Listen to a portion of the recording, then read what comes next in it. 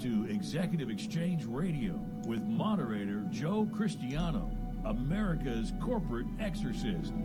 Hosted by Dr. Jennifer Beaman and Jorge Gutierrez, trusted advisors to chief executives and business leaders across the nation. If you would like to add to the conversation, call 646-652-4620.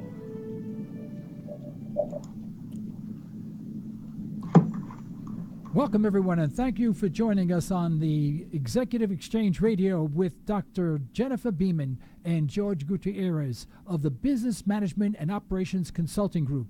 Today we will be discussing sustainable growth starts with leadership. That seems obvious, but maybe not so obvious to many of us because we typically don't think in that fashion. And sometimes structurally, if we put our minds together and we put all these concepts in the right place, we can utilize them better when we're interacting with employees or anyone else. So it's helpful for everyone. During our live broadcast, if you'd like, you can call our number, 646-652-4620, with your questions or comments. George, welcome back to our studio. Oh, thank you. It's a pleasure. There you go. Okay, now we have everyone on the air. And Dr. Jennifer, thank you very much for being with us today. And thank you for having me. I'm happy to see you again. Thank you so much. You're the first person that said that in the past 8 years. So I feel kind of good about it. Well, we talk about the sustainable growth in businesses, and of course, no one goes into business with the thought of, well, I'll do this for a week or two and then I'll quit and I'll lose all my money. A sustainable business is always desirable because even if you like the business, if it's sustainable, you can sell it and make a heck of a lot of money. So, but that's a terminology that sounds good, but is not as easy to implement as we think. When we say that it's sustainable, we need some sort of competency model within the organization. And in that competency models, we have to understand what the skills of the people are, what those hard skills are, and what the soft skills are. So you want to start with some of the hard skills and how you determine whether or not the person has the ability to sustain themselves with the growth of the company. Either one of you speak up. Exactly. I think definitely. I'm going to let Dr. Go ahead. Go ahead, George. Yeah, so there's a couple of buzzwords in there. The buzzword sustainable itself evokes a whole lot of different definitions. But for today's purpose, we're going to look at sustainable growth, through the process of leadership, or the skill of leadership, if you would. So you also use the word competency, and what we continue to discover is that in many organizations we're still using the old competency model of leadership, and there's absolutely nothing wrong with that.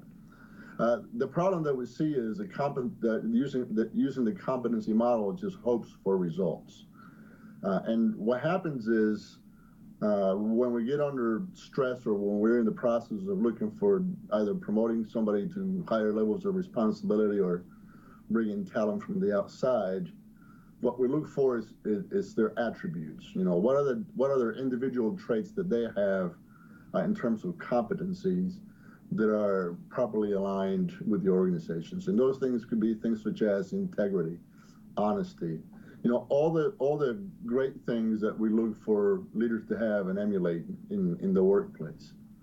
So that's kind of the old school of looking at it.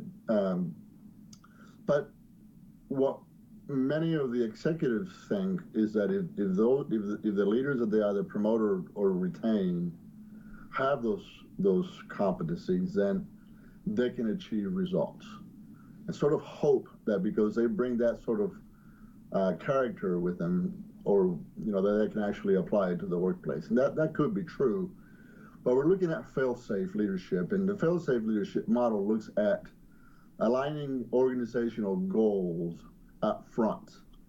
So not only do we want leaders to have those competencies, but we also want to set them up for success and outline early in the process in terms of what the organizational goals are. We want to articulate to them and with them what they are to make sure that we have the proper buy-in for those leaders. And doing that really kind of sets them up for success in order to attain your results, which is what that sustainable growth in leadership kind of looks at. It's not just about having all these competencies, but it's the ability to attain results and make money, while we're in the employment place. Dr. Beaman, would you like to add to that? No, I agree completely. I think that, George, you've said that extremely well. It's a continuous development process, and all of our traditional models are obviously, the philosophy is what we build upon. But in addition, what I think is so neat is by paying attention to attributes and values and soft skills, we are creating a more holistic approach to,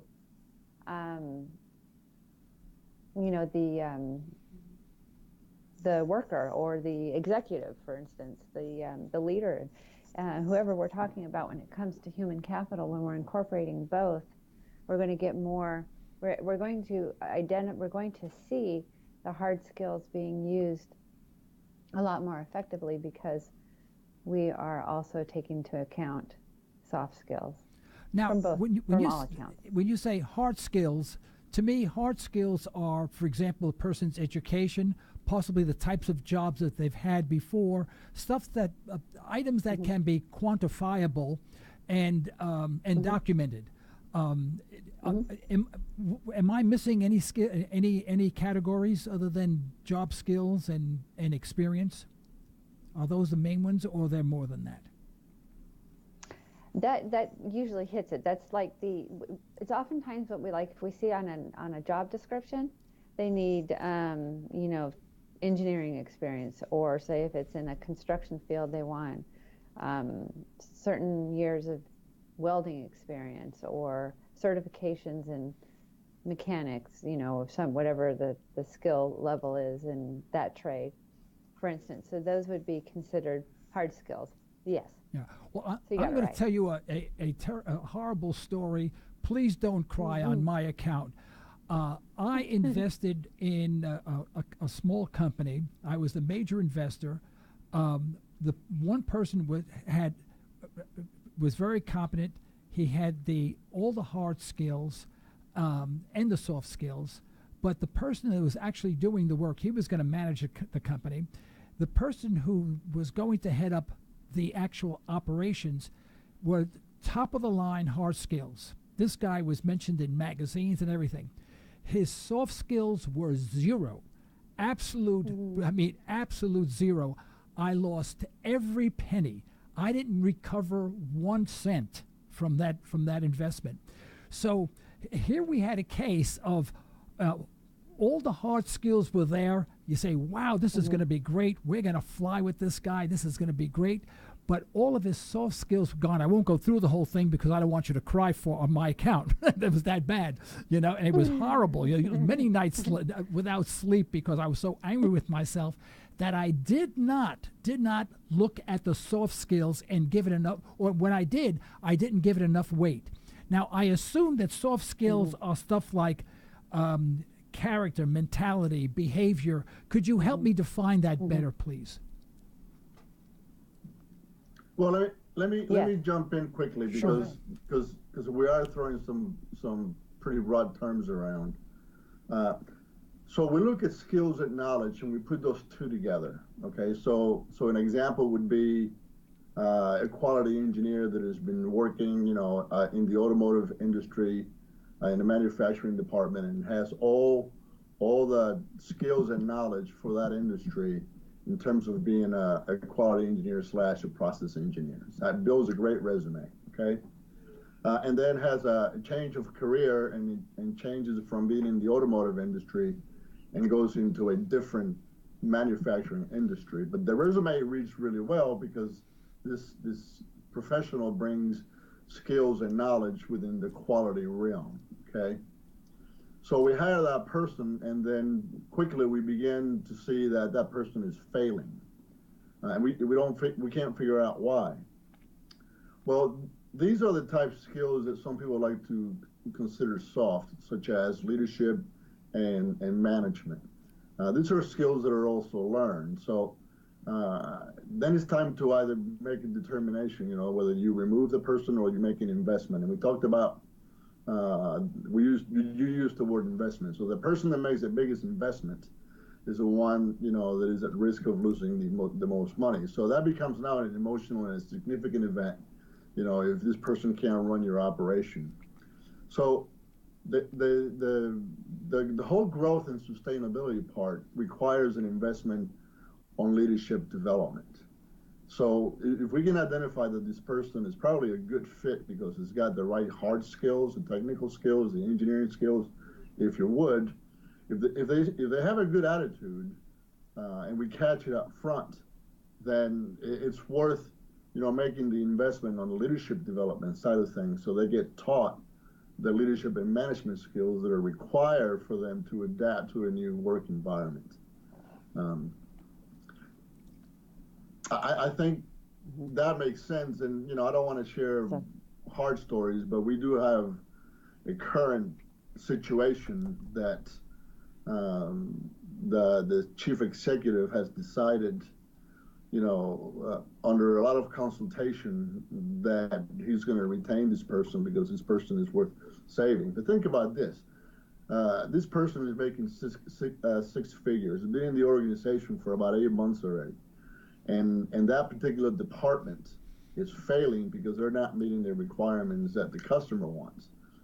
So the question then becomes, well, how long do I have to continue to feel this pain, before this person actually begins to produce some of the results that we want? That's why it's imperative for organizations to really kind of think through their budgetary needs and determine how much they're willing to the line item on their budgets that would go towards training and professional development. Yeah. It can save a lot of money in the long run because they're really making an investment in their people that will pay off in the future. Yeah. In my early years, which was a long time ago, by the way, folks,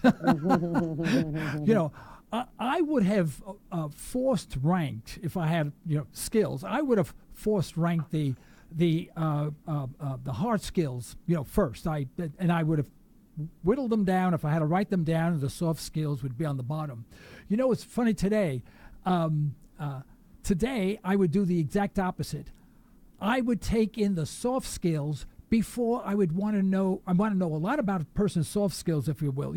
Their behavior, My father used to talk about mentality. He passed away many, many years ago, was in business for himself, and he used to tell me all the time, it's mentality. I said, hey, Daddy, what do you know? I went to have a college education. I know more than you, that type of thing. The wise guy's son that I obviously was.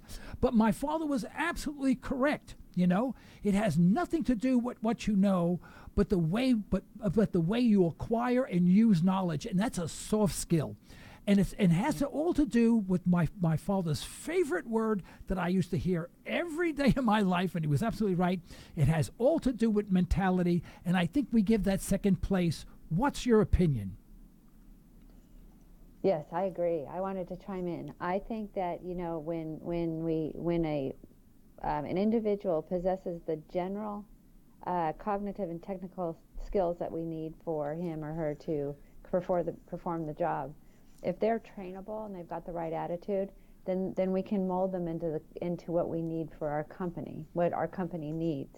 Just like in further support of what you both were saying. Yeah. If they could be the most brilliant individual in the world, and if they've got the wrong attitude or they're not open to training, they're not going to do our company much good.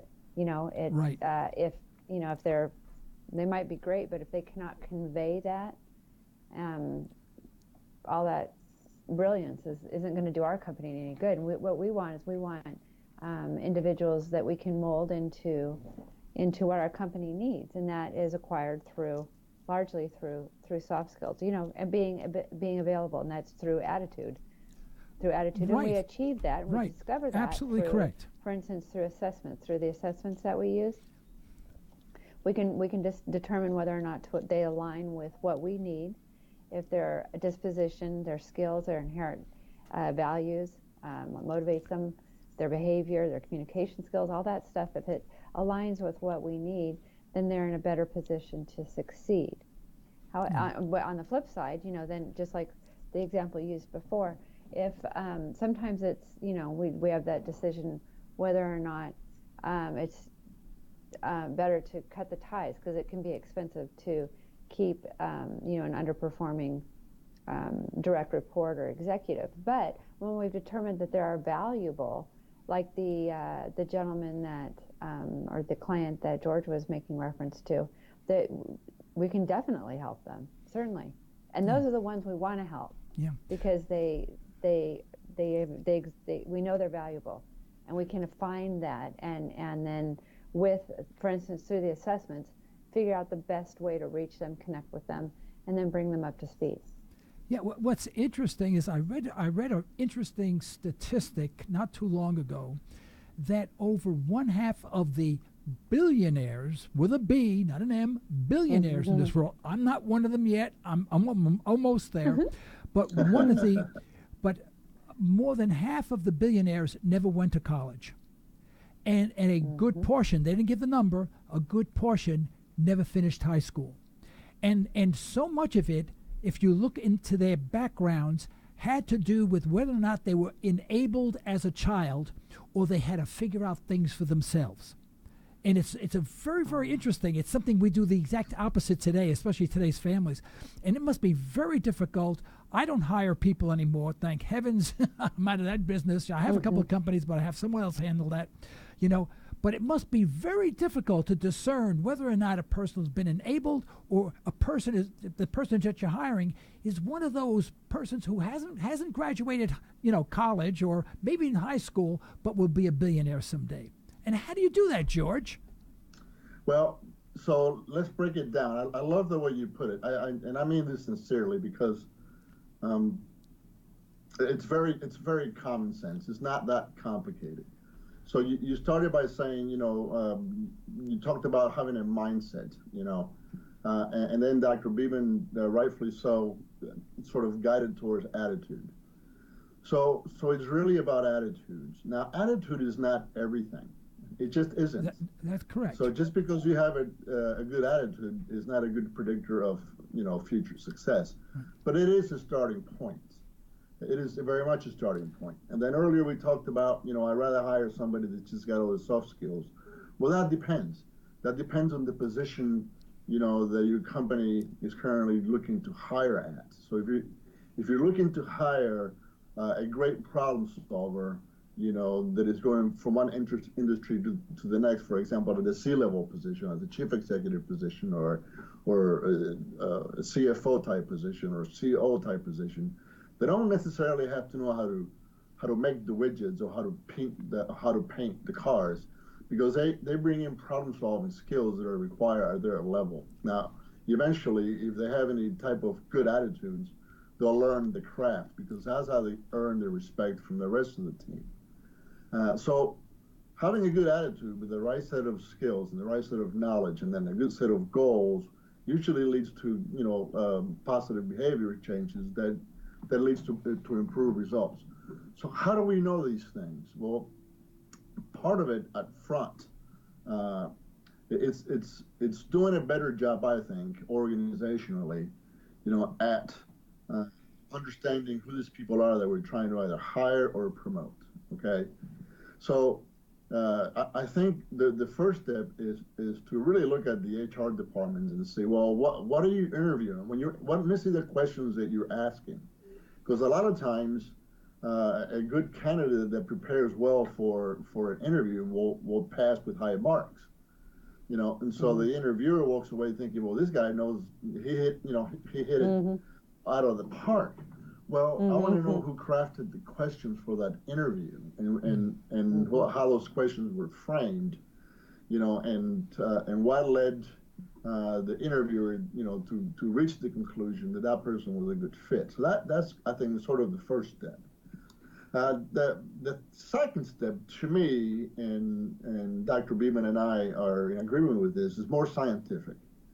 And so if we're trying to hire an executive, at a VP position or even middle management position, then it's probably worth taking the time to do a personal inventory, and do a scientific assessment to see, how this person prefers to behave when in their natural settings or even when under pressure. And then what drives them? What is it that they're really motivated? Because when we can find out what those motivations are, then we can get through everybody's hidden agendas.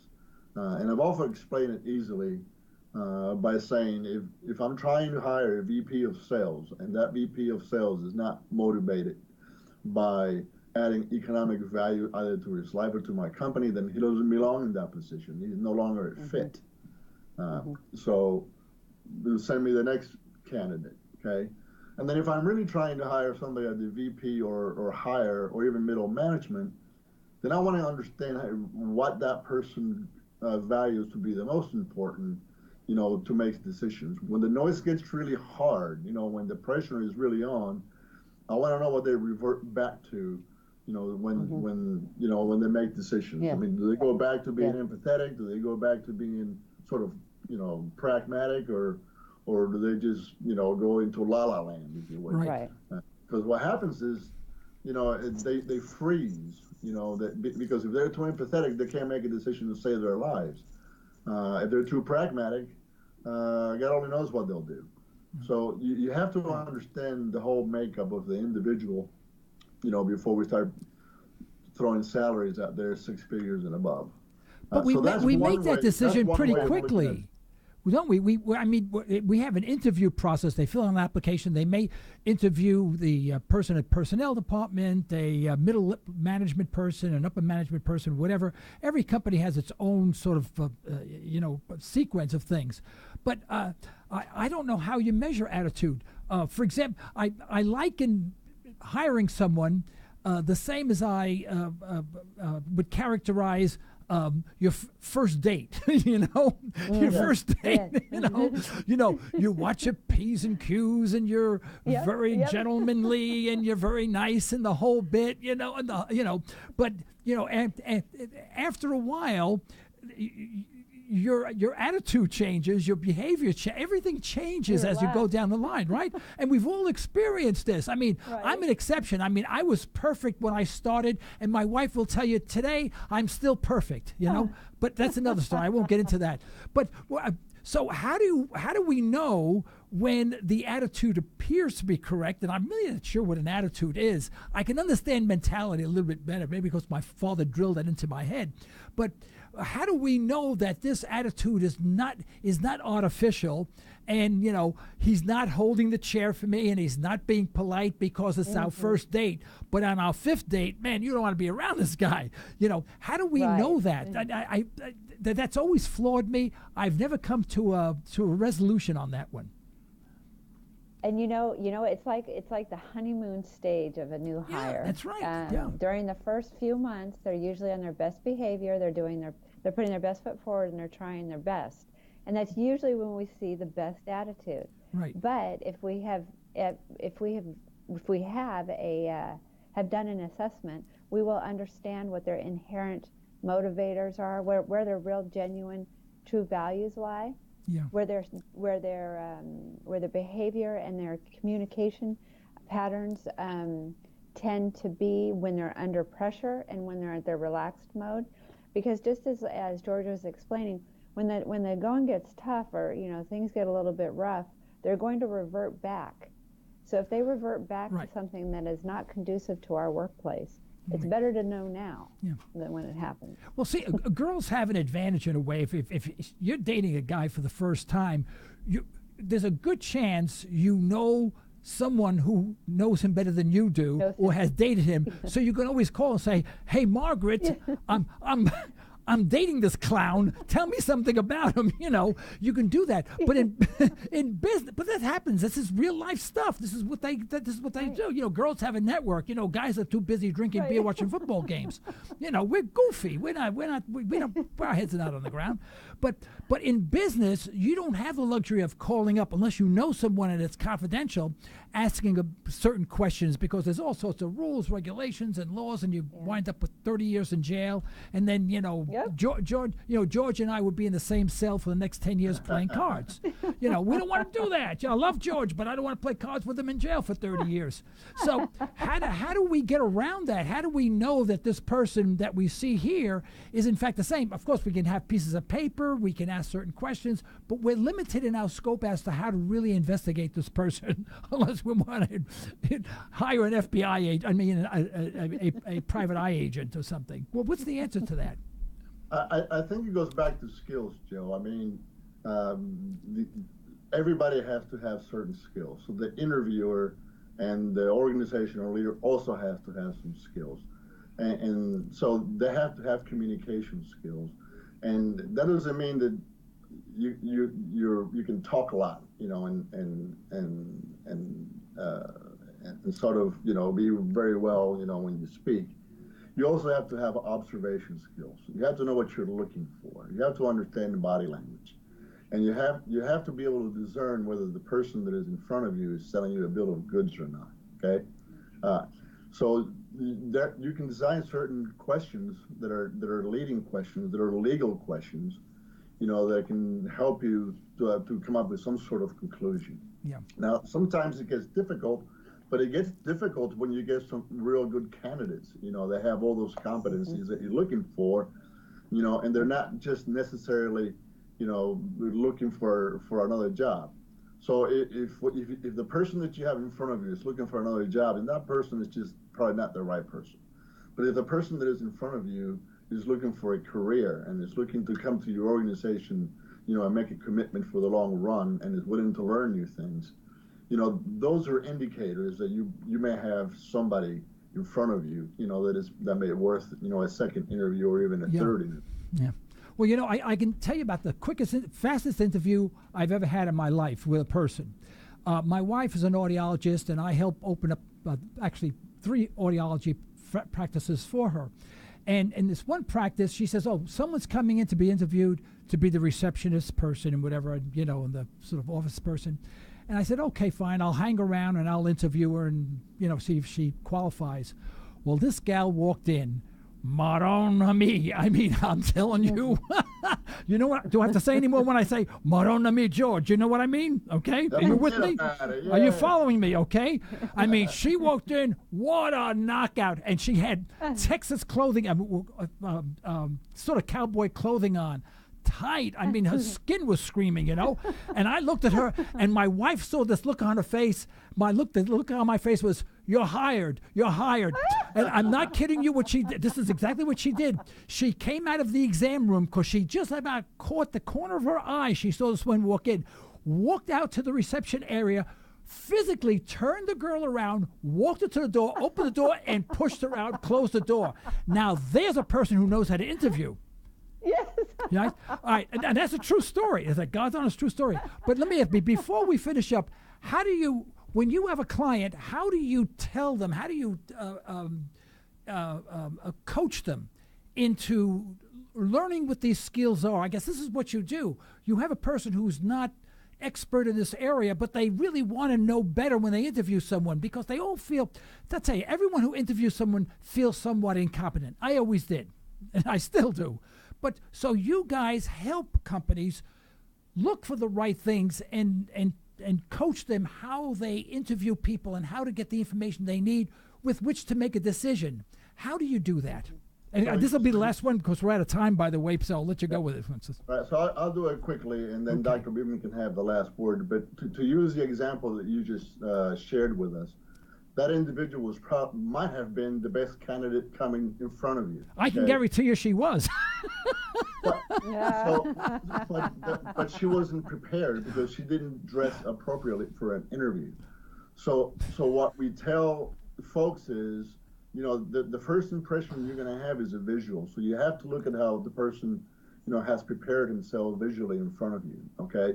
Because usually when a person is well dressed or ill dressed or however they're dressed, it's usually an indicator of how they're feeling inside, what their state of mind is. You want to go back to that mindset. So a person that is eager to land a good position in a new career usually comes up with a good haircut, with a good hairdo, with a nice suit, with the right colors, with the right shoes. So for example, if you're wearing a nice shiny suit and a nice, tie and a good haircut, but you're wearing tennis shoes that got holes in them, I would do the same thing that your wife did. I would turn them around and say, the meeting's over. You're not prepared. Right. So we coach them through the different things to look at and understand, before they can keep going forward. Yeah. Well, Jennifer. Yes. This was a fun one. Thank you, guys. Yeah, I'm glad that attention is to both. We need soft skills. It is not a buzzword. It is scientifically proven, which is obviously for another show. But it complements and it enhances the hard skills, the technical and cognitive skills that an individual needs to conduct their work. Fail-safe leadership really requires. It's a constant endeavor. That's what we're here for, is to coach leaders to help, they want to see the bottom line. That's what we're here to help them through. It starts and ends with leadership, but the goal and the intent is for results. And it's through an investment in people and really an investment in our future and in the organization's future. Yes, it certainly is. So thank you both. Yeah, you blow that one, it's very, very costly as well. We didn't talk about the cost involved, but it's worth every penny to invest up front rather than wait 6 months and said, boy, we made a big mistake. Well, we're about well out of time. I want to thank you very much, Dr. Beaman and Jorge Gutierrez, for being on the show. I enjoy hosting the show with you guys. I learn a heck of a lot, and I'm sure people who are listening in, do the same. So thank you very much, and I guess we'll be putting out a notice very soon as to when our next broadcast will be, probably in about 2 weeks. Am I correct? You're correct. You're absolutely correct. Okay. All right. Well, I'll see you guys then. Sounds good. Thank you so much. All right. Thank bye-bye you. now. Thank you. Bye-bye. Okay, folks, this is the end of today's broadcast, and we'd like to thank our sponsors for the financial support and like to thank you for listening in. All right, and we'll see you in a couple of weeks when we'll pick up another subject with Dr. Jean and Beaman and Jorge Gutierrez of the Business Management and Operations Consulting Group. Thank you for listening in.